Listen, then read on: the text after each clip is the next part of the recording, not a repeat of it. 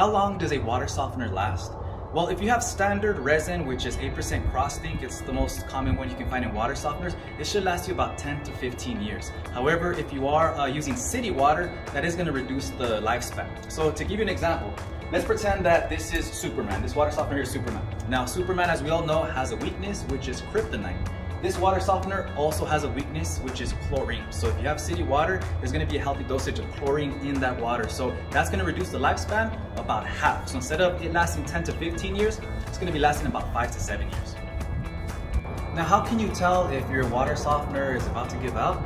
Well, if your resin's wearing out, the first sign that you want to look for is calcium buildup again on your shower heads. You'll also feel the water a little bit harder.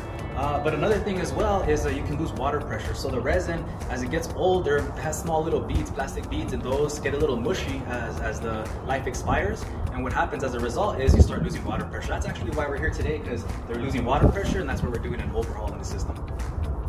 Now, there's a few ways that you can add life to your water softener. Now, there's 3 that I'm going to share. The first one is make sure that you always have salt. If you run it for a few weeks or a few months without the salt, you're going to take a lot of life away from the system. The second thing you can do is also add a carbon filtration before this. So you can put a pre-filter before that's specifically designed to take out the chlorine, or you could include the carbon media inside the tank as well, and that'll help absorb the chlorine so it doesn't attack the resin. The third thing you can do is make sure that you remove the iron from the system. There's a little bit of iron here in all passes water, and when the iron builds up in there, it can actually rust, not just the components on the inside, but the resin. So you can get something like this that removes iron. You can get this online or at Home Depot or Lowe's. Put some into the brine tank maybe once a year, and that'll ensure that the iron gets removed from the system. It'll make sure that it's working at 100% capacity.